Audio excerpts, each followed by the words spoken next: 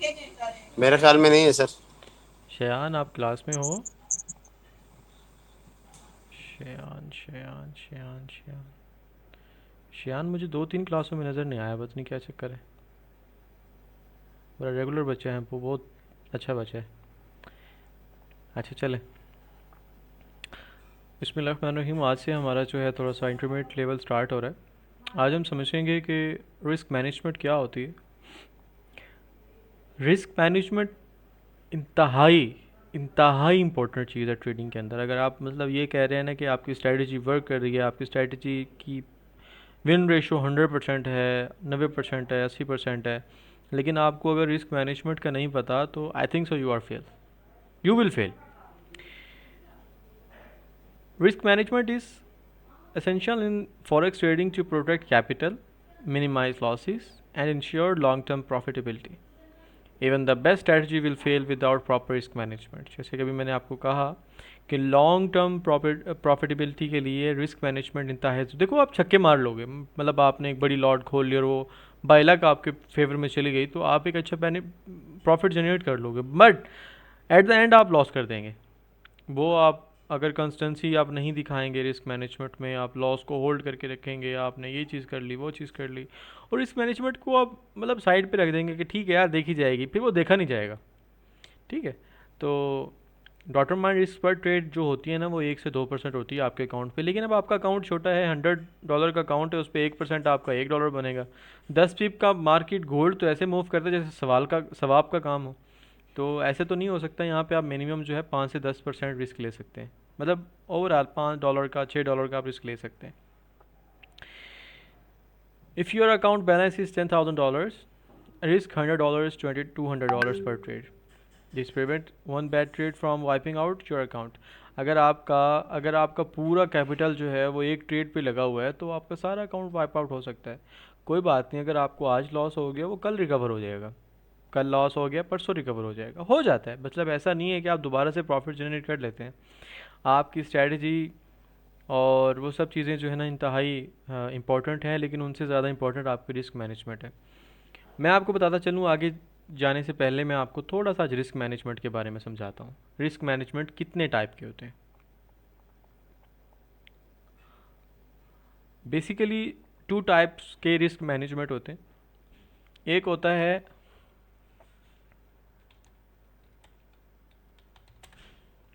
आज की क्लास इंतहा ही इंपॉर्टेंट है। अगर किसी बंदे को अगर ये चीज़ समझ आ गई ना, उसकी ट्रेडिंग चेंज हो जाएगी, बिल्कुल चेंज हो जाएगी।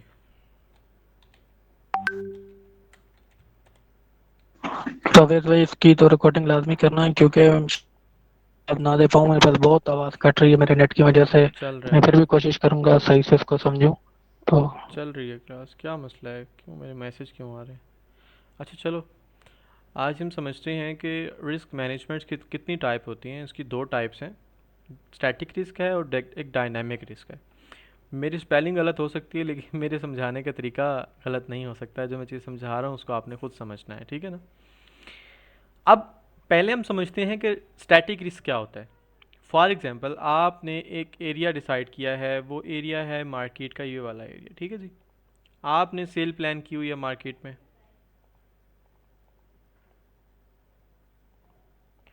आपने यहाँ से सेल प्लान की हुई है। तो अब मार्केट आपके हिस्से पे आ गई, आपके जगह पे आ गई। अब आपने क्या करना है, यहाँ से शॉर्ट करना है, आपने सेल करना है इसको। आपका जो स्टॉप लॉस बनेगा वो XYZ कोई स्टॉप लॉस हो सकता है, वो TP ये होगा, वो आपका स्टॉप लॉस इसके ऊपर होगा, एज यू लाइक जो भी आप रखें। मैं एक XYZ समझाने के लिए बात कर रहा हूँ, ठीक है ना भाई। अच्छा जी, अब आपने एक ट्रेड पे आपने प्लान कर लिया कि यार मैं अपने कैपिटल का 5% हिस्सा, 5% जो हिस्सा है ना वो इस ट्रेड पे ले लूँगा, 5% रिस्क लूँगा। अब यहाँ पे आप लेते हैं जी $50 का एसएल रखते हैं यहाँ से। अब $50 का एसएल बनता है, आपका अल्लाह आपका भला करे, 5,000 के अकाउंट पे जो है आपका वो एसएल बनेगा $5। क्या कहते हैं इसको यार, अगर आप सौ डॉलर की बात करते हैं तो $100 पे आपका 5% रिस्क बनेगा $5 पर, ठीक है ना। आपने प्लान कर लिया कि यार मैं 0.1 की लॉट जो है वो यहाँ से मैं अपनी प्लान करूँगा, ओपन करूँगा। कहाँ से जी, 0.1 की लॉट मैं अपनी यहाँ से प्लान कर रहा हूँ। आपने अपना पूरा रिस्क जो है 0.1 की लॉट में रख दिया क्योंकि आपका एस एल 50 पिप का है। ठीक है जी। अब अगर आपका अगर आप अब आपका लॉस होता है ना, अगर आपका एस एल होता है तो आपका कितना लॉस होगा, कोई बता सकता है मुझे?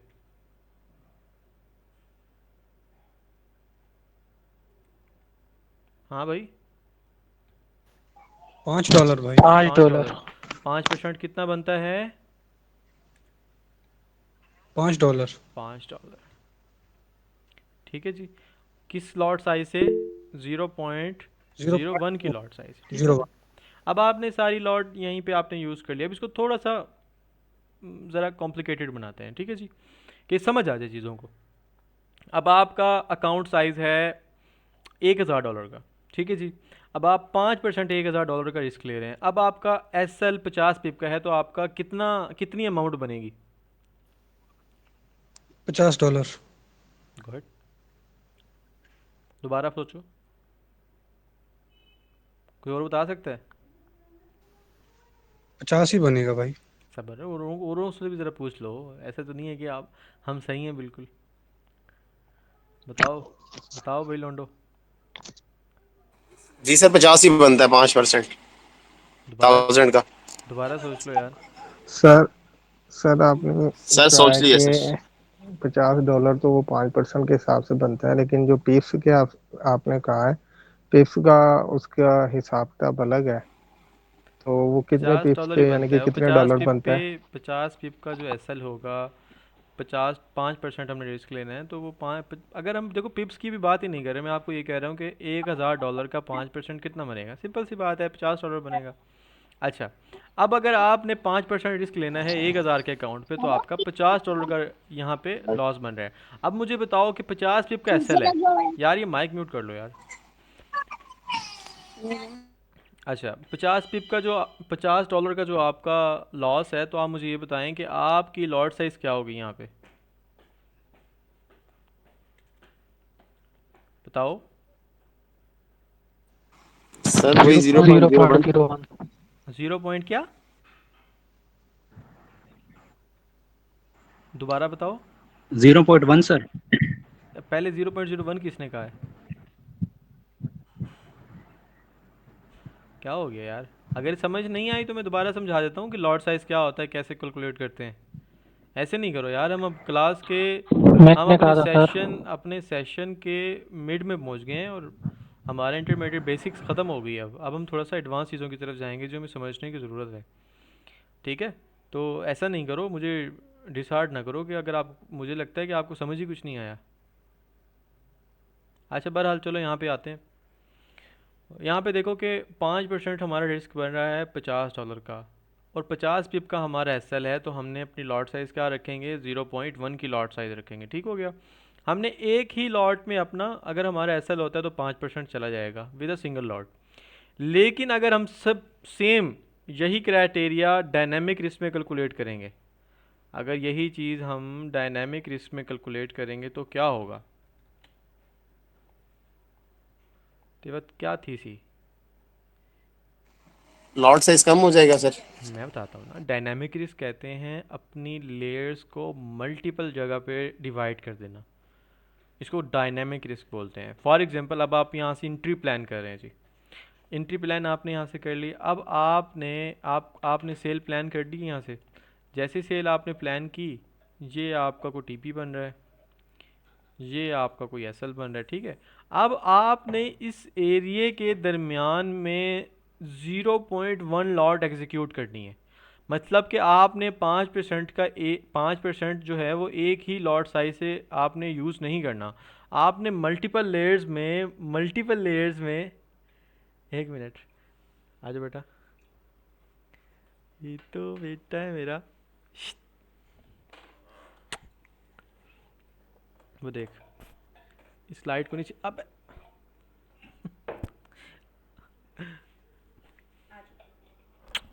शिजाता ओए, बेटा नहीं ऐसे नहीं चलो। करते।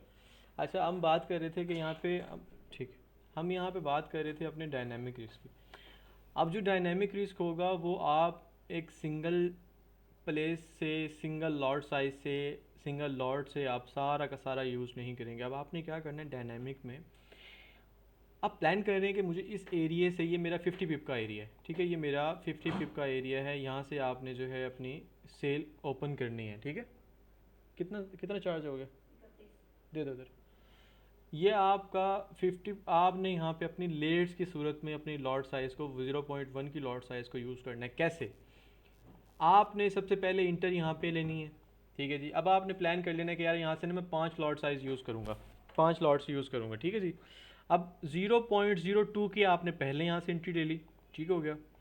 0.02 दोबारा से ऊपर से ले ली, 0.02 की दोबारा से ले ली, 0.02 की दोबारा से ले ली। अब 0.3 जो भी आपका रिमेनिंग बचा हुआ है वो आपने यहाँ से लास्ट से ले ली। अब मुझे बता सकता है कि यहाँ पे आपका पूरा 5% यूज़ हुआ है या ज़्यादा हुआ है?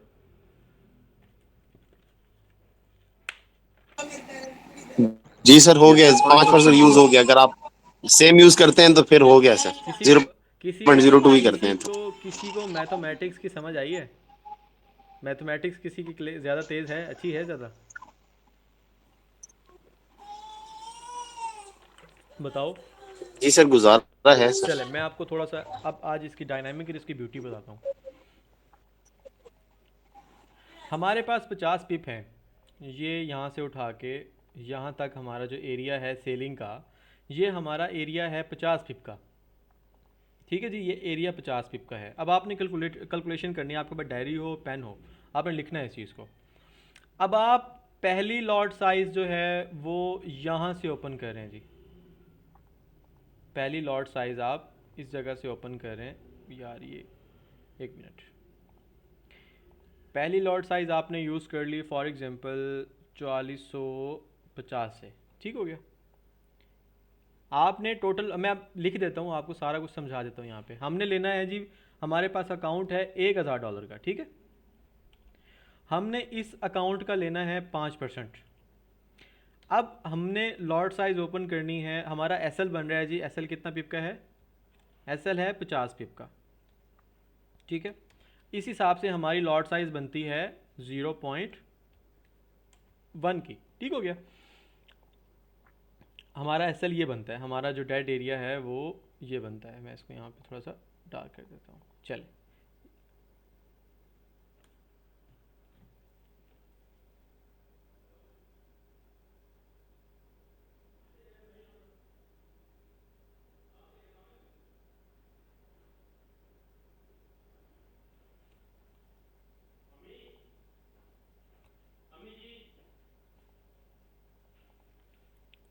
मेरी आवाज़ आ रही है?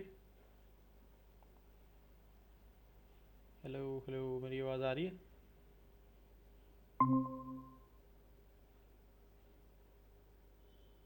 आवाज़ आ रही है मेरी? जी सर, आ रही है। अच्छा चलें, गुड है। मेरी वो शायद इंटरनेट चला गया था तो डिस्कनेक्ट हो गया था।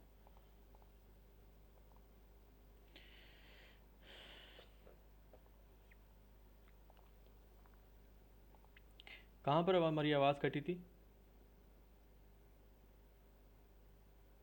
ये सर आप यहाँ पे लेयर्स लगा रहे थे। अच्छा मैं लेयर्स लगा रहा 50 था, चल। जी। हमारा एरिया है सर 4450 से लेके 4454 तक, और जो हमारा एसएल है वो है, हमारा एसएल कितने पे है जी? 4455 पे, ठीक हो गया। अब हमने इसके दौरान ही अपनी सारी की सारी लेयर्स यूज़ करनी है। अब यहाँ पे हम यूज़ करेंगे डायनेमिक रिस्क। हमने एक यूज़ कर ली 4450 से कितनी जी? 0.02 की लॉट साइज़, ठीक हो गया। हमने पहली लॉट साइज़ यहाँ से यूज़ कर ली अपनी। अब हमारे पास रिमेनिंग कितनी लॉट्स रह गई हैं? 4 रह गए सर। अब 0.2 से जो हमारा लॉस बनेगा वो कितना बनेगा, बताओ? $25। कितने का? सर $10। $10, गुड। हम 10 पिप के बाद हम अब दोबारा इसको यूज़ करते हैं 4451 से। अपना माइक म्यूट कर लें, सवाल करूँगा फिर आपने ओपन करना है। 0.02। अब हम यहाँ से 51 से जब अपना लॉट साइज़ यूज़ कर रहे हैं तो हमारा इस लॉट पे कितना लॉस बनेगा?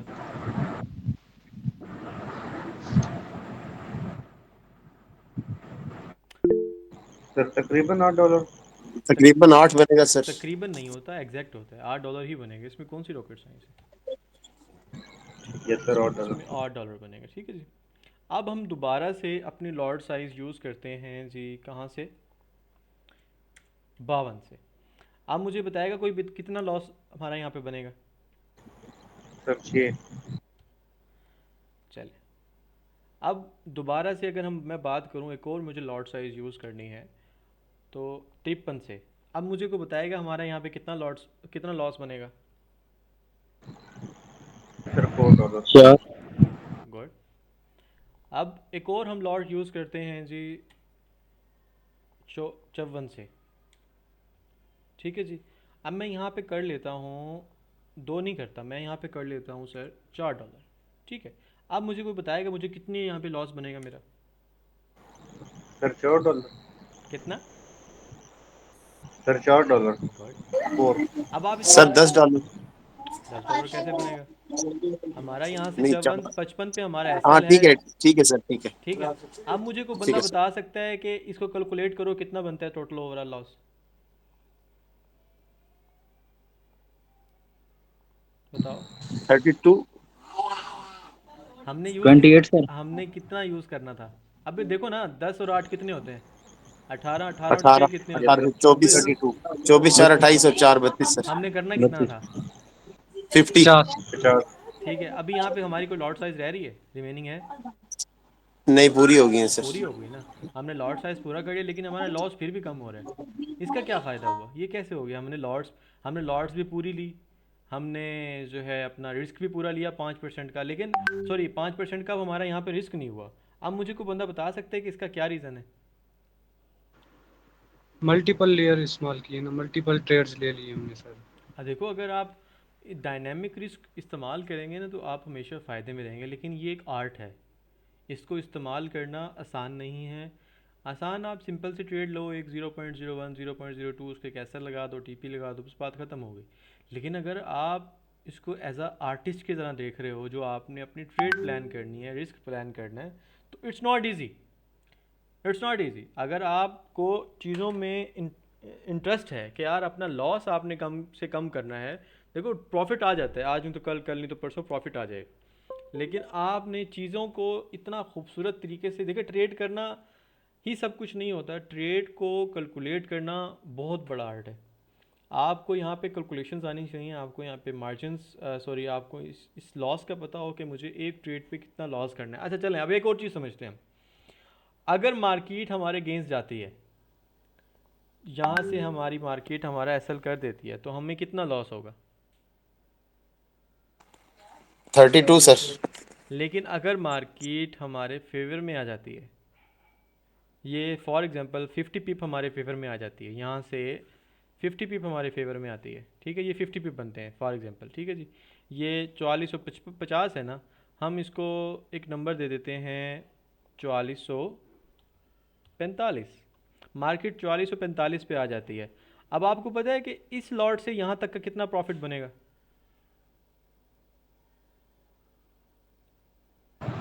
सर 82 है ना। दोबारा सोचो ज़रा।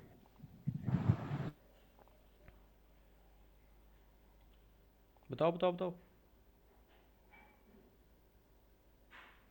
0.08 से 90 पिप कितना, 0.04 से 90 पिप लॉस, प्रॉफिट कितना बनेगा?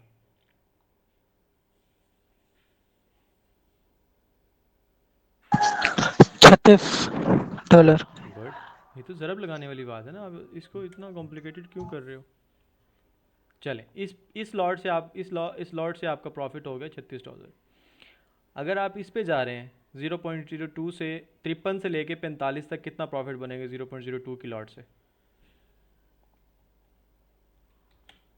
बताओ। $16।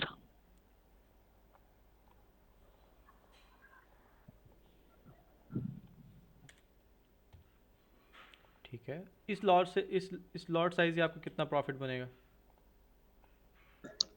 $14। गुड।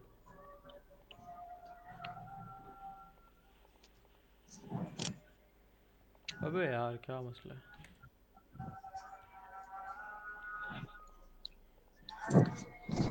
इस लॉट साइज से आपका कितना प्रॉफिट बनेगा?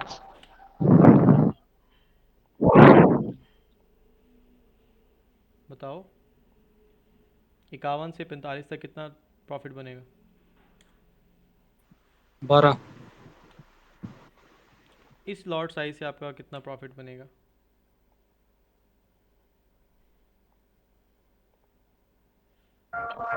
$10।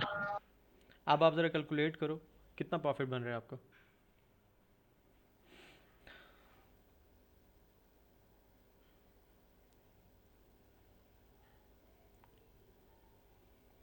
करो कैलकुलेट। सर 88। और अगर जी भाई 88। गुड, और अगर हमारा यहाँ से जो हमने एक स्टैटिक रिस्क लिया था 0.1 के लॉट से 50 पिप पे हमारा उसका कितना प्रॉफिट बनता?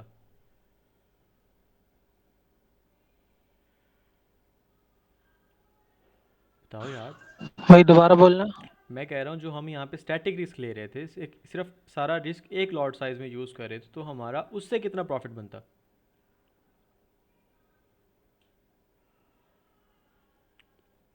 नहीं समझ सर रहे? 10 $10 सर। यार हमने अपना पूरा रिस्क हमने कितना लिया, 5% जो रिस्क लिया था जीरो जी पॉइंट वन की लॉट से, तो उसका हमें 50 पे कितना प्रॉफिट बनता? सर उस पर $50 बनता। सर $50। लेकिन अब हमें कितना प्रॉफिट बना डायनामिक से? 88। 88। जा कितना रहा है? 32। 32। कहीं पे फ़र्क महसूस हुआ आपको? जी सर, बहुत फर्क है सर ये। This is the art. Yes sir. ये बहुत कम लोग यूज़ करते हैं और बहुत एक्सपीरियंस लोग यूज़ करते हैं। आपने अक्सर देखा होगा, मैं ना मल्टीपल लेयर्स में जो है वो अपनी ट्रेड्स को ओपन करता हूँ। ऐसा है कि नहीं है, मेरी छोटी छोटी सी लॉट साइज़ होती हैं 0.02, 0.03, 0.07 की, बट वो मल्टीपल होती हैं। थोड़ा सा ऊपर, फिर थोड़ा सा ऊपर, फिर थोड़ा सा ऊपर, फिर थोड़ा सा ऊपर, ऐसा करके मैं यूज़ करता हूँ। ऐसा है।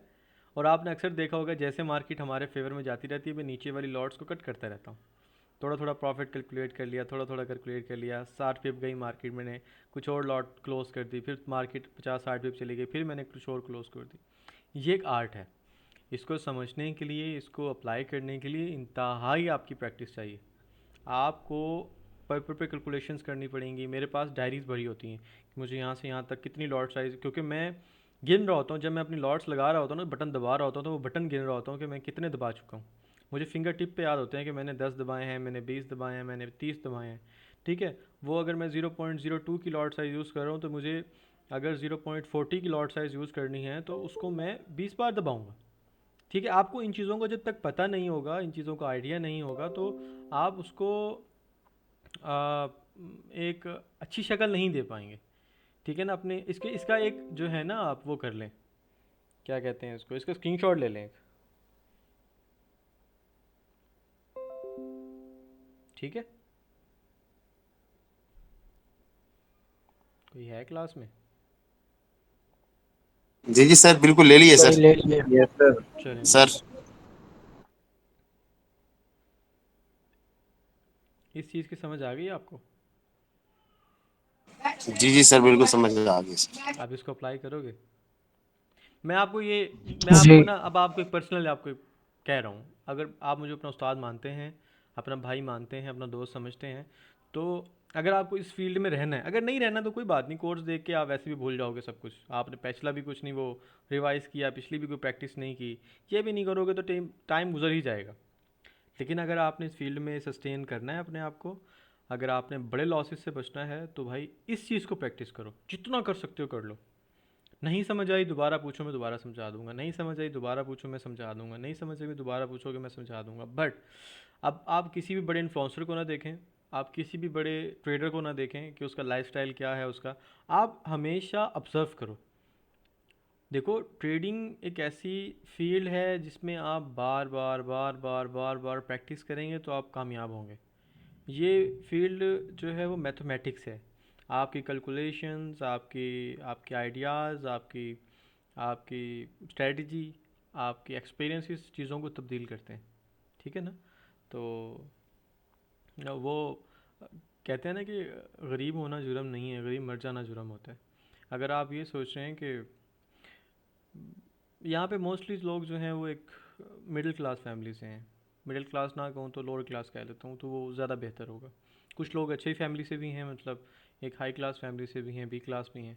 लेकिन अगर आप एक लोअर क्लास हैं और आप ये सोच रहे हैं कि यार मेरे पास तो पैसा ही नहीं है ट्रेड करने को, मेरे पास तो जो है मैं कैसे, अब सीख तो लूँगा, 2-3 महीने रह गए, 2 महीने रह गए हैं मेरी लर्निंग के, जब वो कंप्लीट होंगे तो मैं क्या करूँगा, मेरे पास तो पैसा ही नहीं है, मेरे पास तो जॉब ही नहीं है, मेरे पास तो यही नहीं है, मैं तो गरीब हूँ। फिर एंड में क्या बचती हैं, मजदूरियाँ। एंड में क्या फीमेल्स के लिए क्या बचता है, वो सिलाई करना या कुछ और मेकअप का जो है वो उन्होंने ओपन कर लेना, क्या कहते हैं उसको जो मेकअप करते हैं, salon type, beauty parlour. Beauty parlour sir. Beauty parlour open कर लेना। मेल्स का क्या होगा कि परचून की शॉप ओपन कर लेंगे, ऐसा कुछ कर लेंगे। देखो, मैं, अल्लाह पाक मुझे बड़े बोलों से बचाए, मैं मुझे अल्लाह पाक माफ़ करे, मैं किसी के बारे में कोई पॉइंट आउट नहीं कर रहा, किसी को पॉइंट आउट नहीं कर रहा, मगर मैं एक रियलिटी बता रहा हूँ। अगर मेरे से आज एक सवाल हुआ कि सर मैं जॉबलेस हूँ और मैं गरीब फैमिली से हूँ, क्या मुझे भी ट्रेडिंग करनी चाहिए, मुझे शौक़ है, इंतहा का शौक़ है, मुझे चार्ट्स जो है वो अपनी तरफ खींचते हैं। मतलब उसने मुझसे बात करते हुए शर्माया नहीं, मुझे कहा कि चार्ट्स मुझे अपनी तरफ खींचते हैं। मुझे बड़ा मज़ा आया उसकी बात सुनते हुए ना, मतलब किसी के अंदर ना वो आग होती है चीज़ों को तब्दील करने की। आप अपनी सराउंडिंग में लोगों को देखेंगे कि वो उसी चक्कर में भाग रहे हैं, वो उसी सर्कल में, उसी सड़क पे भाग रहे हैं जिस पे उनके वालिद साहब, उनके दादा, उनके परदादा, उनके चचा वो दौड़ते आए हैं। मैं ये नहीं कह रहा कि वो गलत कर रहे हैं, वो गलत नहीं कर रहे, वो रिस्क लेने से डर रहे हैं। अगर आप अपनी फैमिली में रिस्क टेकर हो, रिस्क लेना आपको पसंद है, तो यकीन मानो आप बहुत कुछ कर जाओगे, बहुत कुछ कर जाओगे। देखो, अगर अगर एक आपकी मेहनत रंग ले आई, आप आसमान पे चले जाओगे। लेकिन अगर ना लेके आई तो गरीब तो पहले भी हैं हम, ज़्यादा से ज़्यादा क्या होगा एक एक दुकान नहीं तो दूसरी दुकान बना लेंगे यार। अल्लाह तो है ना हमारे साथ, ऐसा तो नहीं कि उसने भूखा मार देना है। अल्लाह ने तो रिस्क का वादा किया हुआ है हमारे साथ। ऐसा तो नहीं कि वो जो है हमारे लोगों के आगे हाथ फैलवा देगा या वो हमें शर्मसार कर देगा पूरे ज़माने में। उसने तो राज रखे हुए हैं हमारे। बस आप लोग मेहनत करो, आप लोग ये ना सोचो कि भाई मैं जो है मर गया हूँ, मैं अब ट्रेडिंग नहीं करूँगा। ट्रेडिंग कैसे करूँगा भाई, मेरे पास तो पैसे ही नहीं है। How how can I do this. Awais भाई के पास तो क्लाइंट्स थे, अवैस भाई तो अमेज़ोन का काम भी करते थे, अवैस भाई तो जॉब भी करते थे, अवैस भाई तो जो इतने सारे पंगे किए हुए थे, अवैस भाई ने तो ये भी करता था, वो भी करता था। मेरे पास तो कुछ नहीं है। वाई? अल्लाह सुब्हाना ताला ने वही आंखें आपको दी हैं, वही कान मुझे, वही आंखें मुझे दी हैं, वही आंखें आपको दी हैं, वही कान आपको दिए हैं जो मेरे पास हैं, वही दिमाग उतना ही मेरे पास है जितना आपके पास है। बस यूज़ थोड़ा सा अलग तरीके से करो। एक नई फील्ड की तरफ जाओगे, कुछ अलग से करोगे तो चीज़ें तब्दील होंगी। अगर उसी चक्कर में, अब ट्रेडिंग भी चेंज हो गई है। ट्रेडिंग आज से 10 साल पहले वाली ट्रेडिंग नहीं रही। आज के दौर में द टफेस्ट हार्डेस्ट बिजनेस है ट्रेडिंग करना। ऐसा क्यों है? क्योंकि पहले बहुत कम लोग थे, पहले बहुत कम मैनिपुलेशन होती थी। आज के दौर में मैनिपुलेशन ज़्यादा है, लोग ज़्यादा हैं, पैसा ज़्यादा है। तो जो बड़े मगरमच्छ हैं, ये क्यों देंगे आपको पैसा? ये नवीद को क्यों देगा पैसा?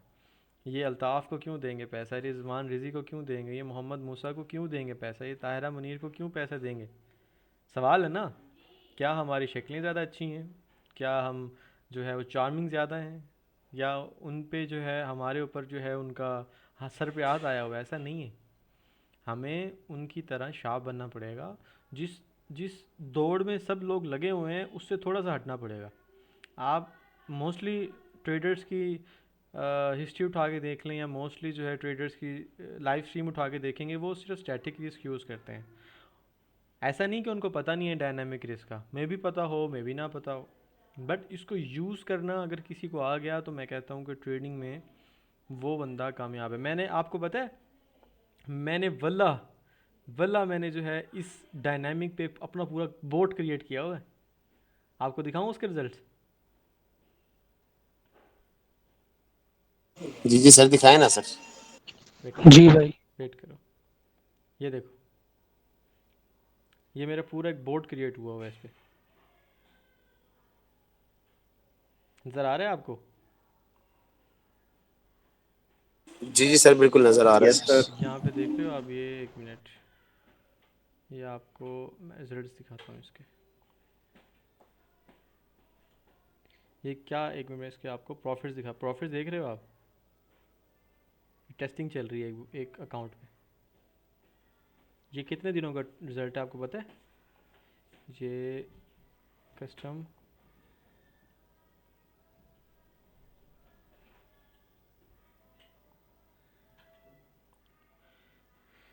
ये मैं ऑल हिस्ट्री पे जाता हूँ और मैं लास्ट 3 डेज़ की, अभी मैंने परसों लगाया है इसको टेस्ट पे, 2 दिनों में, ठीक है। और मैंने दिन दिन में ऑन करता हूँ, लंदन सेशन और न्यूयॉर्क के मिड में ऑन करता हूँ, फिर उसके बाद क्लोज कर देता हूँ।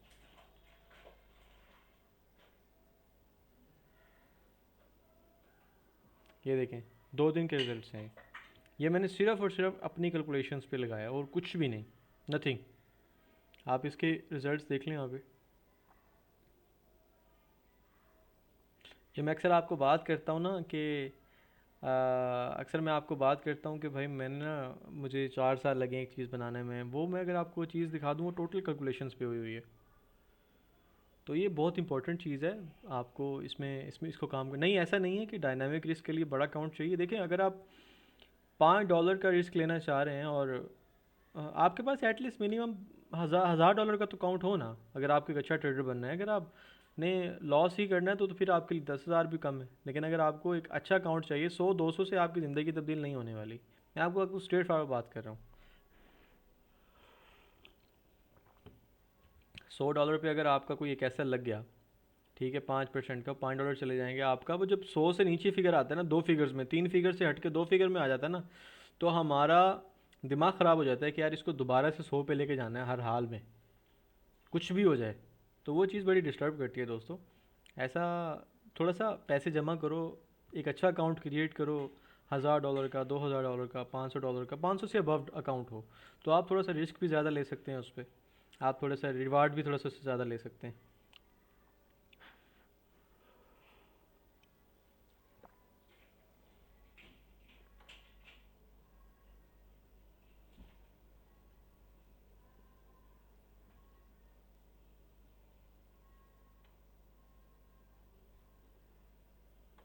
समझ आइए आपको?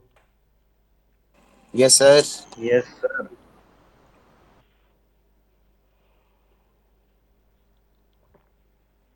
चलें सवाल करें अब कोई।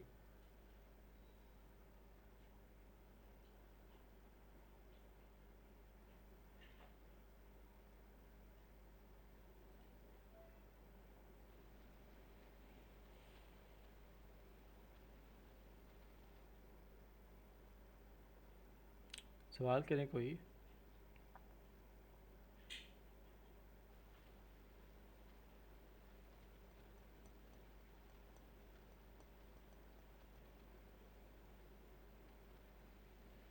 बिल्कुल खामोश हो, क्या चक्कर है?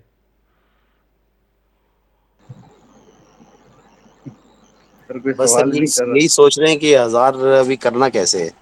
क्योंकि आपने आपने जो बात कही है कि 1000 एक कम से कम होना चाहिए, तो बस उसी सोच में मैं तो उस टाइम से यही सोच रहा हूँ कि 1000 कैसे करना है। अल्लाह बहुत बड़े हैं। जी सर, नो डाउट सर, इसमें तो कोई शक नहीं है। जिस अल्लाह ने आपको इस रूह अर्ज़ पे पैदा किया है, इस जहाँ में भेजा है, वो कुछ ना कुछ प्लान्स करके भेजा, ऐसा नहीं भेजा। आपको पता है, आपको, यासीन को, खान जी को, नवीद इज़ा ख़ैल को, मोहम्मद नवीद को, नवीद अहमद को, बिलाल को, ताहिरा मुनीर को, दानियाल शाकिर को, आप लोगों को एक बात बताऊँ, आप लोग इतने लकी हैं, इतने लकी हैं कि अल्लाह सुब्हानो ताला ने अपने हाथों से आपको तख्लीक किया है, जी भाई बताएं।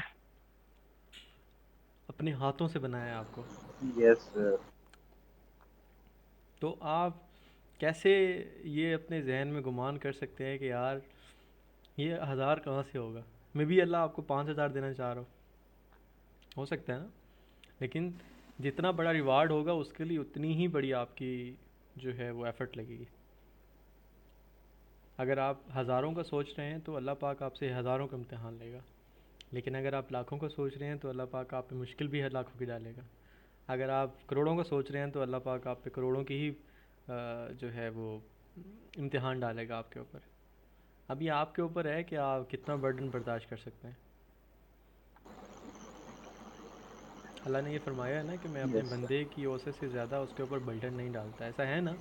ये किसी को लगता है कि यार उस पे जो है उसके उसकी औसत से ज़्यादा जो है वो वज़न आ रहा है उसके कंधों पे, ऐसा किसी को लगता है? No, sir. नहीं सर। मैं ना भी कुछ दिनों ना अभी जो भी गुजर रहे हैं मेरे, तो मैं थोड़ा सा ना मेरे पे हार्ड टाइम है ये। यासीन माइक बंद कर लो, बड़ा शोर आ रहा है आपका। सर मेरी कुछ क्लासेस मिस हो गई हैं देन, बट मैं यूट्यूब से देख लेता हूँ, मेरा ड्यूटी का मसला होता है इसलिए, बट इंशाल्लाह आपसे बहुत कुछ सीखने को मिल रहा है, किसको पता नहीं चलेगा तो मैं पूछ लूँगा। अल्हम्दुलिल्लाह अब मेरे पास टीचर है जिससे मैं पूछ सकता हूँ। अल्हम्दुलिल्लाह अल्हम्दुलिल्लाह। चले शुक्रिया जी, जज़ाकल्लाह खैर। मैं आपको बात बता रहा हूँ, मैं ना इस चीज़ से ना अपनी लाइफ को रिलेट करना, मुझे मेरी लाइफ में ना अभी थोड़ा सा हार्ड टाइम चल रहा है। अब किन मामलों से चल रहा है, क्या चल रहा है, वो मैं जानता हूँ, मेरा अल्लाह जानता है, ठीक है जी, या मेरी बेगम जानती है और किसी को नहीं पता। तो और मैं कभी कभी मतलब हूँ तो इंसान है ना, एक आम सा बशर हूँ, मैं थोड़ा सा परेशान हो जाता हूँ उन मामलों को लेके। बट मुझे फिर अचानक से याद आता है कि अल्लाह मेरे साथ है। अचानक याद आता है, मतलब कोई ऐसी रील मेरे सामने आ जाती है, कोई ऐसी पोस्ट मेरे सामने आ जाती है, या फिर कोई ऐसी बात मेरे जहन में आ जाती है कि अल्लाह मुझे बार बार रिमाइंड करवाता है कि तू पागल है, मतलब क्यों, why why are you worried about your future, why are you worried about your situation. Allah है ना, वो संभाल लूँ, मैं संभाल लूँगा। आप मुझ पे छोड़ दो, मैं देख लूँगा, जो होगा फिर देखी जाएगी। यकीन मानो, यकीन मानो, ये चीज़ इतना मुतमईन कर देती है इंसान को कि यार मेरे साथ मेरा अल्लाह है। आप एक सहाबी थे, 15 मिनट रह गए हैं इस क्लास में, ठीक है जी। एक सहाबी थे। अच्छा यहाँ पे तो कोई सवाल नहीं है आपका, मुझे ऐसी अचानक से एक बात याद आ गई, मैं आपको सुना रहा हूँ, अदरवाइज़ जो है वो क्लास से रिलेट नहीं है ये। जी जी बताएं भाई। Sir, continue रखें. सुना है भाई, सुना है। एक सा देखो अभी कम होना शुरू हो गए लोग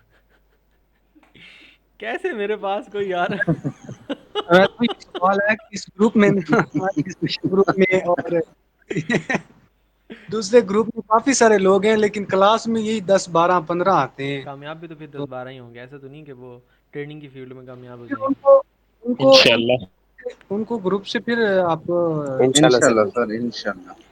नहीं यार, ये भी नहीं कि मे बी सर, वो बड़ी हमारी मोटिवेशन मिलती है आपसे, बड़ी, सीरियस. वो ये भी नहीं कि यार उनको हम निकाल दें, मे बी वो हमारी सिर्फ रिकॉर्डिंग्स देख रहे हो, मे बी वो जो है हमारे किसी मैसेज का वेट कर रहे हो, मे बी जो है हमारे किसी एक मैसेज से उनको वो मोटिवेट हो जाएं और वो क्लासेस में आना शुरू कर दें, हो सकता है ना, कुछ भी हो सकता है, मतलब कोई चीज़ भी जो है वो उनको मोटिवेट कर सकती है, कुछ भी जो है वो कर सकती है। ठीक है जी, अल्लाह हाफिज़। अच्छा जी, तो मैं बात भूल जाऊंगा, मुझे बात अभी अचानक से एक याद आ गई जी। बताएं अवैस भाई, पहले बात बताएं फिर अल्लाह आपको बहुत। अल्लाह से ना, अल्लाह से आपका कनेक्शन ऐसा होना चाहिए, अल्लाह से उम्मीद ऐसी होनी चाहिए, अल्लाह से मोहब्बत ऐसी होनी चाहिए कि एक सहाबी थे, उनका नाम था हज़रत अबू ज़र गफ़ारी सलाम हाँ। वो एक ऐसे सहाबी थे, वो एक बड़े सीनियर सहाबी थे। तो मुझे अचानक से एक वाक़या याद आ गई है मुझे उनकी लाइफ के बारे में। अगर आप कभी यूट्यूब पे सर्च करें या फिर विकीपीडिया पे सर्च करें हज़रत अबू ज़र गफ़ारी रज़ी अल्लाह अन्हु के बारे में, तो आपको उनकी ज़िंदगी बड़ी दुखों वाली मिलेगी। आपको अल्लाह के हबीब ने जो है वो सादिक का लक़ब दिया हुआ था, आप सच्चे थे, आपको कहा हुआ था कि बहुत सच्चे सहाबी हैं मेरे। तो इनको अहले तशी के जो उलमा हैं वो भी, और हमारे जो अहले सुन्नत के जो उलमा हैं वो भी इनको बराबर तस्लीम करते हैं, इनकी बुक्स में भी उन वो भी मानते हैं, हम भी मानते हैं, बट हमारे सामने कभी इनका ज़िक्र नहीं हुआ। हालांकि बड़े सीनियर साहबी हैं, कुछ लोग जानते होंगे, कुछ लोगों को नाम भी आज पहली बार सुन रहे हैं। तो जी जी। मेरे बड़े फेवरेट साहबी हैं। अच्छा, अभी इतने इतने फेवरेट साहबी हैं कि इनकी ज़रा बातें सुने आप। इस्लाम की दूसरी या तीसरी जंग थी, मुझे उसका एग्जैक्ट याद नहीं है, कि मुनाफिकीन के बारे में ना कुरान पाक में आयत नाजिल होगी।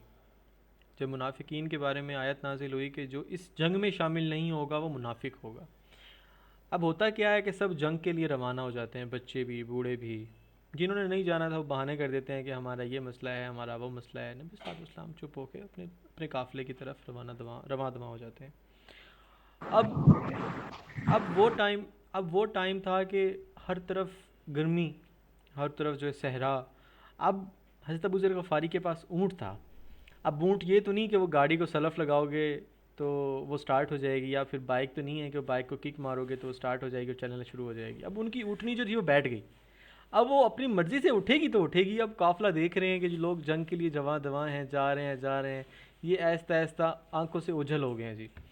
अब नबी सल्लल्लाहु को करीबी साहबी आके बता रहे हैं कि ए अल्लाह के हबीब वो फ़लाँ शख्स नहीं आए, क्योंकि था कि अगर इस जंग में जो लोग शामिल नहीं होंगे वो मुनाफिकीन होंगे। तो आप कहते वो मतलब वो बातें जो कहते थे कि आप पे जब मुश्किल वक्त आएगा तो हम आपके साथ खड़े होंगे। आपकी ज़िंदगी में वैसे बड़े लोग होंगे जो लोग कहते होंगे कि भाई तू टेंशन न ले, अल्लाह खैर करेगा, तू कर, हम तेरे साथ हैं। लेकिन जब मुश्किल वक्त आता है तो वो भाग जाते हैं, उनको पता भी नहीं होता कि वो कहाँ हैं। होंगे हर इंसान की ज़िंदगी में कुछ लोग या कुछ एक्सपीरियंसेस ऐसे हुए होंगे कि आपके साथ हर टाइम उठना बैठना, और जब आपको कभी मुश्किल वक्त आया, कुछ पैसे ज़रूरत पड़ गए, सबसे मुश्किल काम पैसों का है, पैसे ज़रूरत पड़ गए, जो कहते थे कि ना यार मैं तेरे साथ खड़ा हूँ, तू ले रिस्क, या फिर जो भी मामला होगा हम देख लेंगे, तो वही सबसे पहले भागते हैं। तो अल्लाह के हबीब को आके लोग बताते, साहबी बताते कि फ़लाँ शख्स भी नहीं आया, फ़लाँ भी नहीं आया, आप खामोश हो जाते। फिर बताते कि फ़लाँ शख्स भी नहीं आया, फिर खामोश हो जाते। लेकिन जो है जब बताया गया कि अबू ज़र ग़फ़ारी भी नहीं आए, तो आप बड़े मायूस हो गए, बड़े परेशान हो गए, बड़े मतलब खामोश हो गए। तो अबू ज़र ग़फ़ारी का ऊँट जो है वो उठ नहीं रहा था। अब आप क्या करें, आपने अपने खाना पीना जो भी आपके पास था वो आपने बोरी अपने कंधे पे उठाई और आप चल पड़े। अब इतना लंबा सफ़र, 700 मील या कितना का मुझे एग्जैक्ट याद नहीं है कितना सफ़र है वो, वहाँ से इतना लंबा सफ़र अपने जो है मोंडे पे अपने वो शोल्डर्स पे अपने वो रख के, बोरी रख के आप चल पड़े दूर से। अब जब काफ़िले के करीब पहुँचे तो साहबी ने आके बताया कि कोई शख्स आ रहा है। तो नबी अभी दूर थे, आप दूर थे, तो आप एक ख्वाहिश ज़ाहिर करते हैं, नबी सल्लल्लाहु अलैहि वसल्लम ख्वाहिश ज़ाहिर करते हैं कि ऐ शख्स तू अबू ज़र हो जा। अब ये हदीस कौन सुना रहा है जी? ये इनका नाम है, सहाबी का नाम था ये अच्छा मेरे जहन से निकल गया कि किस सहाबी से मरवी है ये, नाम मुझे एग्जैक्ट याद नहीं रहते, तो इस चीज़ को दरगुजर करना। ही बेसिकली सही बुखारी की हदीस सुना रहा हूँ मैं, सही बुखारी और सही मुस्लिम में दोनों में ये है। अच्छा जी, हज़रत अबू हुरैरा तो नहीं थे सर? नहीं अबू हुरैरा नहीं थे, वो गालिबन हज़रत उमर के बेटे थे या ऐसा कुछ था, बहरहाल मुझे एग्जैक्ट याद नहीं है। चलें, अब नबी सल्लल्लाहु अलैहि वसल्लम में ख्वाहिश ज़ाहिर करते हैं कि ऐ शख्स वो बुज़र हो जा, और जब वो शख्स करीब आता है तो आपको पता है वो हज़रत अबू ज़र होता है, तो आप बड़े खुश होते हैं कि यार कुछ कोई भी पीछे रह जाए लेकिन मुझे पता है कि अबू ज़र नहीं रहेगा, क्योंकि ये मुझसे इतनी मोहब्बत करते थे, मुझसे इतनी अकीदत करते हैं, वो सब है। नबी सल्लल्लाहु अलैहि वसल्लम की वफ़ात के बाद जो है आप के साथ बड़ा बुरा हुआ, आपको मदीना से भी निकाल दिया, क्योंकि आप बड़े सच्चे थे। आप माल के पीछे ना बड़ी एफ़र्ट्स किया करते थे कि आप लोगों ने माल नहीं इकट्ठा करना, आपने पैसे नहीं इकट्ठा करने, आपने जायदादें नहीं बनानी। तो साहबी कहते थे कि ये जो हदीसें हैं, ये जो आयतें हैं, ये अहले किताब के लिए हैं, हमारे लिए नहीं है। हम जो है वो इसका फ़िदिया देते हैं, हम जो है इसका जो है इसकी चैरिटी करते हैं, हम जो हमारे हिस्से की जो चीज़ें हैं वो हम अल्लाह के हराम में डिस्ट्रीब्यूट करते हैं। तो हमें हमारा जो माल है मतलब हम दे रहे हैं ना, अल्लाह के हिस्से का जो जा रहा है वो हम देते हैं, लेकिन अब जो हम कमा रहे हैं उसको तो सेव करें ना। वो कहते हैं कि यार ये चीज़ें जो हैं आप लोगों को ये जो चीज़ें हैं ना आप लोगों को सूट नहीं करती। मतलब ये बातें अगर कोई और बंदा करेगा तो समझ में आते, लेकिन आप तो सहाबी हो, आप तो नबी सल्लल्लाहु अलैहि वसल्लम की तरबियत याफ्ता लोग हो, आपको तो ये चीज़ें सूट नहीं करती। तो खैर वक्त गुज़रता गया तो आप ना ऐसे ही लोगों से झगड़ा कर देते बातों बातों में कि यार तुम माल क्यों इकट्ठा कर रहे हो, तुम ये क्यों कर रहे हो, तुम वो क्यों कर रहे हो। तो आप सीनियर साहबी थे, लोग हाथ भी नहीं डालते थे कि यार सीनियर साहबी है, अब इनको कुछ कह देंगे तो बड़े गुनहगार हो जाएंगे, ये हो जाएंगे। तो लोग ना बड़े जो है ना झगड़े वगड़े, मतलब लोग बीच में ना वो बन गए, ग्रुप्स बन गए। तो वक्त के जो थे वहाँ पे उस टाइम पे गालिबन हज़रत उस्मान थे या हज़रत उस्मान थे, तो या कोई और साहबी थे उस टाइम पे वक्त के जो हुक्मरान थे। तो आपने क्या किया, खलीफा को लोगों ने वो की रिक्वेस्ट की कि आप जो हैं मेहरबानी करें, वक्त खलीफा को रिक्वेस्ट की कि आप ना हज़रत अबू ज़र ग़फ़ारी को समझाएं। तो आपने क्या किया, हज़रत अबू ज़र ग़फ़ारी को मौला अली को बुला के आपने जो है कहा कि अबू ज़र ग़फ़ारी को कहें कि मेहरबानी करें आप ना हमारा एरिया छोड़ दें कुछ अर्से के लिए, आप यहाँ से ना दरगुज़र हो जाएं, कि आपकी वजह से ना यहाँ पे बड़ा मुस्लिम मसाइल क्रिएट हो रहे हैं। तो अब आप इमेजिन करेंगे, आप लोगों अगर मदीने में गए हैं ना, तो मदीने का कुछ एरिया है जो आबाद है, बाकी सारा का सारा तकरीबन वीरान है। आप मक्का से मदीना जाते हैं तो रास्ते में वो पहाड़ हैं, टोटली पहाड़ हैं। तो बहुत सारा एरिया जो है वो अभी भी बायबान है, मतलब बिल्कुल खाली है, सहरा डेजर्ट। और उस वक्त में उस दौर में तो इंतहाई जो है वो खाली एरिया था और पहाड़ ही पहाड़। अच्छा, अब मौला अली ना आपको मदीने की बाउंड्री तक छोड़ने के लिए आते हैं। अब आप इमेजिन कर सकते हैं, आप एक आपकी एज थी गालबन 79 ईयर्स या 89 ईयर्स, और आपके साथ एक बुढ़िया बीवी, आपकी जो है वाइफ, हज़रत अबू ज़र गफ़ारी रज़ियल्लाहु ताला अन्हु की वाइफ जो थी वो आपके साथ थी। हाँ, वो आपको मौला अली जो हैं कहते हैं कि मुझे खलीफा का हुक्म है कि मैं आपको यहीं तक छोड़ सकता हूँ, वरना मैं आपको आगे भी छोड़ने के लिए आता। खैर आप चले जाते हैं, आप एक ऐसी बेबान जगह पे जाके स्टे करते हैं, एक ऐसे गाँव में स्टे करते हैं कि जहाँ पे कोई नहीं होता। आप इस सहरा में अपना जो है वो अपना जो है वो उजरा उजरा बनाते हैं, जो भी एक मकान होता है, जो भी अब कुछ होता है वहाँ पे बनाते हैं। अब होता है ऐसे है कि आपका ना आखिरी आखिरी अयाम आ जाता है, आप जो है अपनी ज़िंदगी के आखिरी दौर में होते हैं, आप अपनी ज़िंदगी के आखिरी वक्त में आ जाते हैं। तो आपकी बीवी परेशान हो जाती है कि अबू ज़र अगर आपको कुछ हो गया तो मैं आपको कैसे मदफन करूँगी, मैं बूढ़िया औरत हूँ, मेरा मुझे मैं आपको कैसे दफन कैसे करूँगी, मैं आपको कैसे जो है आप वो जो सारे मामलात होते हैं वो कैसे मैं आपको तय करूँगी। कि वो फिर हज़रत अबू ज़र फरमाते हैं कि तुम परेशान ना हो, मैंने अल्लाह के हबीब से सुना था कि मैं इस दुनिया में आया भी अकेला हूँ। अब देखो अबू ज़र आया भी अकेला है और इस दुनिया से जाएगा भी अकेला, तो तुम परेशान ना हो, तुम ना मेरी मेरी मैयत को जो है ना एक चौराहे पे रख देना, मैं जानूँ मेरा अल्लाह जाने, मुझे अल्लाह पे बड़ा यकीन है वो मेरा कुछ ना कुछ कर देगा, अब तुम परेशान ना हो। तो ऐसे ही होता है कि कुछ आयाम के बाद जो है हज़रत अबू ज़र का टाइम आ जाता है, आप इस दुनिया से कूच कर जाते हैं, और आपकी वाइफ जो है एक बुढ़िया बुढ़िया जो है आपको ऐसा ही आपको चौराहे पे रखती है, आपकी चारपाई को जो भी चीज़ थी उसको चौराहे पे रखती हैं। तो वहाँ से एक मुसलमानों का काफ़िला गुज़रता है, और उस काफ़िले का जो अमीर होता है, काफ़िले का जो संभालने वाला होता है, वो वही शख्स होता है जिसने ये नबी सल्लल्लाहु अलैहि वसल्लम के मुँह मुबारक से सुना था कि वो देखो ऐ शख्स तो अबू ज़र हो जा। और आपने ये भी सुना था कि नबी सल्लल्लाहु अलैहि वसल्लम ने उसी टाइम पे ये फरमाया था, देखो ये अबू ज़र है, ये इस दुनिया में भी अकेला है और उस दुनिया से भी अकेला जाएगा। तो जब उस अम्मा से पूछते हैं कि अम्मा ये बुज़ुर्ग कौन हैं जो फ़ौत हो गए, तो वो बुढ़िया फरमाती हैं कि ये अबू ज़र है, तो उस सहाबी की चीख निकलती है। तो देखो जिस इंसान को अल्लाह की ज़ात पे इतना यकीन होता है ना, तो वो कभी भी अल्लाह उसको मायूस नहीं ठहराता। ठीक है ना, अल्लाह जो है हमारी शरक से भी करीब है, अल्लाह ने हमें तख्लीक किया है, अल्लाह ने सबको तख्लीक किया है। तो ऐसा कैसे हो सकता है? अगर देखें आप कोई भी एक चीज़ लेते हैं, अब इंसान है ना, इंसान अगर कोई भी एक चीज़ ख़रीदता है, लाइक कोई गाड़ी ख़रीद लेता है, लाइक कोई और चीज़ ख़रीद लेता है, तो वो इतना उसको संभाल के रखता है, उसको इतना जो है अगर उसको वाकई में उस चीज़ की कदर है तो उस चीज़ को इतना संभाल के रखता है। मैंने स्टार्टिंग में पहली पहली गाड़ी ली ना, तो मैं उसको डेली बेसिस पे वॉश करवाने के लिए जाता, और उसको जो है उसको डेंटिंग पेंटिंग ये वो लटरम पटरम उसकी नई नई चीज़ें जो है ना मैं उस पर लगाता, फ्यूल की टंकी फुल करवा के रखता। मुझे शौक़ था बड़ा उस चीज़ को संभालने का, क्योंकि सारी ज़िंदगी मैंने इस चीज़ के ख्वाब देखे थे। तो खैर एक वक्त के साथ साथ उस चीज़ का चार्म ख़त्म हो गया, उस चीज़ का चार्म कम हो गया, ख़त्म नहीं हुआ, चार्म कम हो गया। तो फिर मेरे छोटे भाई को शौक़ था, उसने उस चीज़ को संभाल लिया। तो लेकिन अल्लाह जो है ना, अल्लाह हमारी शरक से भी करीब है, अल्लाह हमारा दोस्त है, अल्लाह हमारे जो हैं वो खालिक हैं, अल्लाह जो हमारे मालिक हैं, अल्लाह जो हमारे रहीम हैं, अल्लाह हमारे करीम हैं। तो अल्लाह की ज़ात से नहीं परेशान होना। ये जो आप सोच रहे हैं ना कि $1000 कहाँ से आएंगे, 2000 कहाँ से आएंगे, 5000, आप ये सोचें कि 1 लाख मुझे बनाना है, और मैं पैसों की बात नहीं कर रहा, I am talking about dollars. You want, आप अल्लाह से दुआ करें कि अल्लाह सुब्हानहू व तआला आई वांट $100K। अब ये आपका काम नहीं है कि कैसे देगा, अल्लाह देगा। अगर आपने मांगा है, आप एक मोमिन हैं, एक सही बुखारी की हदीस है कि अल्लाह सुब्हानहू व तआला फरमाते हैं कि मोमिन की दुआ कभी रद्द नहीं होती। मोमिन मांगता है उसको वो मिल जाता है, या उसके अच्छे मुतबादिल मिल जाते हैं, या तो उसके लिए जो दुआ है उसके लिए वो जन्नत में संभाल दी जाती है, उसको रोज़े महशर मिलेगी वो चीज़। तो भाई इस चीज़ से परेशान नहीं होना, आप दुआ मांगो, मैं आपको गारंटी देता हूँ कि पूरी होगी, ऐसा नहीं हो सकता कि पूरी ना हो। इंशाल्लाह इंशाल्लाह भाई ज़रूर होगा। इंशाल्लाह सर। That's good, perfect. सुबहान अल्लाह, इंशाल्लाह। मुझे लगता है हमारी ट्रेडिंग की क्लास कम है, तबलीग की जमात ज़्यादा है। ऐसा है ना? नहीं सर ठीक है, होनी तबलीगी चाहिए देख वैसे रहे हैं। ये क्या? ये तो बहुत अच्छी बात है कि सर ट्रेडिंग के साथ हम ये भी देख रहे हैं और इन हाँ चीज़ों को ना, भी रिपीट कर लेते हैं, और इस्लाम की जो है ना वो तबलीग भी हो जाती है सर। ऐसे ही है, ऐसे ही है। सर आपसे मोटिवेशन मिलती है। चलें, आपकी मोहब्बतें हैं यार, मुझसे मोटिवेशन लेते हो।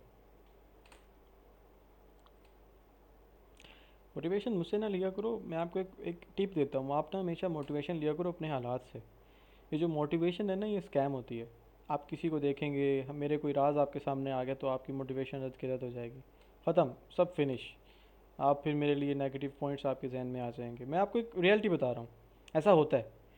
और लेकिन अगर आप अपने हालात से, अगर अपने हाल देखिए, मैं भी तो एक इंसान हूँ ना, ऐसा तो नहीं कि मैं जो है एक फ़रिश्ता हूँ, या फिर मैं कोई ऐसी कोई एक अल्लाह की ऐसी तख्लीक हूँ जिससे गलतियाँ नहीं हो सकती, ऐसा तो नहीं है। मैं एक आम सा इंसान हूँ, आम सा बशर हूँ, मुझसे भी गलतियाँ होती हैं, कोताहियाँ होती हैं।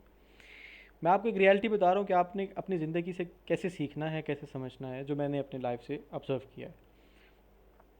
आप अपनी लाइफ को अपने लिए मोटिवेशन एक स्टोरी बना लें। लाइक कि आपके हालात, आपको जो चीज़ें तंग कर रही हैं, आप उनको मोटिवेशन बना लें कि मुझे ये चीज़ें ख़त्म करनी है, मुझे ये चीज़ें ख़त्म करनी है, मुझे वो चीज़ें ख़त्म करनी है। तो ये सब आप जो है ना अपनी चीज़ों में, अपने साइड एरियाज़ में अपने देखें, क्योंकि हर इंसान के साथ ना अच्छाइयाँ बुराइयाँ अटैच हैं। अगर मुझे यहाँ पे कोई बंदा कह दे कि नहीं जी मेरी ज़िंदगी तो बड़ी स्मूथ चल रही है, मेरी ज़िंदगी में कोई परेशानियाँ नहीं है, तो ऐसा नहीं हो सकता। हर इंसान की ज़िंदगी में परेशानियाँ हैं। अगर कोई बंदा ये कह दे कि टाइम कितना रह गया है, वो एक क्लास ख़त्म होने वाली है, चलो कल मिलेंगे इंशाल्लाह ताला। तो आप लोग सब अपना बहुत सारा ख्याल रखें। सर हम में से थैंक यू किसी सर, थैंक की यू। डायरेक्शन सीधी हो गई तो आपके लिए सदका, एग्जैक्टली मेरा भाई, एग्जैक्टली सदका जारी है। चलें जी, ख्याल रखें अपना, इंशाल्लाह कल मिलते हैं। थैंक यू सर, जज़ाकल्लाह थैंक खैर, यू, थैंक अस्सलाम यू, टेक वालेकुम, केयर। अल्लाह अल्लाह हाफ़िज़। हाफिज़, अल्लाह हाफिज़। इंशाल्लाह।